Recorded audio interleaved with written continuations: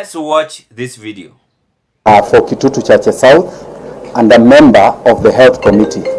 And today I'm here to also disclose that there is something bigger than what you've been seeing on media about the Adani Group. The Social Health Authority is about to aid some foreign companies to swindle Kenyans an amount totaling 104 billion Kenya shillings. And these companies are also associated with a said businessman from India. And I can tell you today that in the Health Committee, as a member of that committee, I have been asking the PS, Ministry of Health, to provide us with tender documents for the system that the ministry is trying to procure for the Social Health Authority, which will cost Kenyans 104 billion shillings. And the PS has not been able.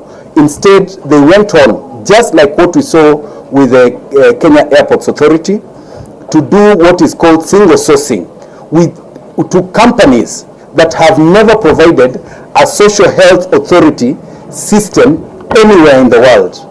And most of these companies were registered in Kenya just the other day after they had even signed the deal. So today, there is no clear explanation as to why Safaricom, singularly identified as a strategic partner, even though its day-to-day work does not revolve around the core aspects of the tender document, such as claims management, telemedicine, and emergency response. Although Safaricom is the lead bidder, the main scope of work under the tender document is not being performed by Safaricom. And rather, these functions are being allocated to Appiero Limited, who is a partner in the tripartite consortium. The experience that the ministry relied on to award this tender to a consortium was primarily based on experience of Appiero. However, Appiero's experience is not directly associated with it. They are brokers in this deal. This is not their core mandate. They also have other companies behind it. It is not clear who owns the procured system, how the consortium will recover its monies under the strategic partnership with the Ministry of Health. Even though the Ministry of Health indicated that one of the reasons is to choose Safaricom is for credit financing procurement applied.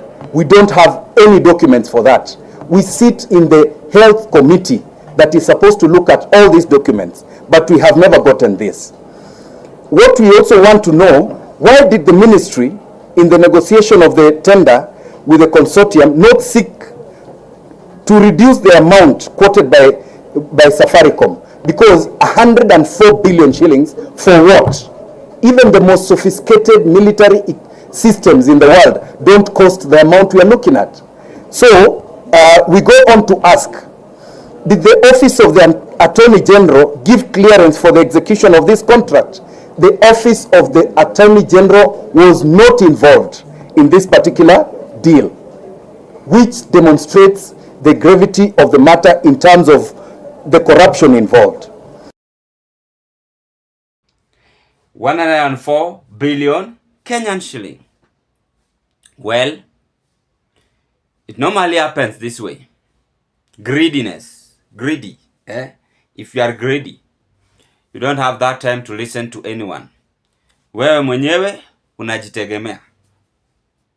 It's very wrong and so sad that all these things are happening in our country. Yet we still have time to reform as a country. But they all happen because of poor leadership. Are we not now seeing the effect of poor leadership? Effect of poor leadership.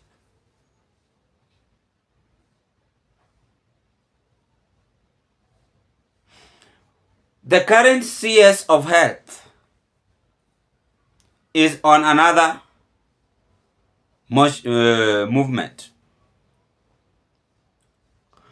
She is after something because of Tama. There's no way we can prepare as a country to lose 104 billion Kenyan shilling. Yet we've not even accomplished our dreams and vision to have in this our country.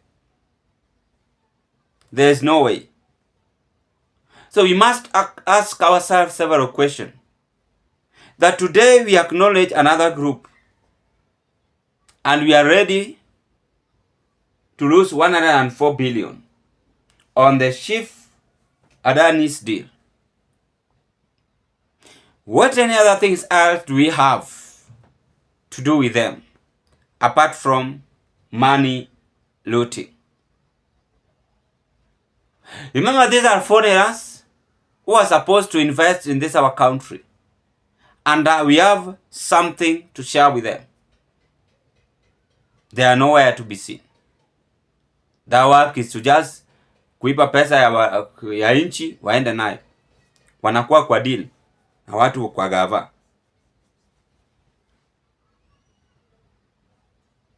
That is what is now happening. So the MP is very clear and is aware of this. Uzuri wa MP, hawezi toka tu asubuhi na mapema waamke ati waseme, oh, we want to do this and that. No, hapana. It is something which is happening. It is something which is happening. Let us not deceive ourselves, but speak the truth. This is wrong. In any case, William Ruto is having, administration is moving this way. Then we are going even to sell our country. Kila mtu naona tu atauzwa Kenya hii.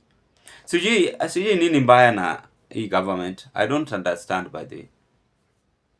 Tuko na mapastors advising them wafanye hii. They are not ready to listen.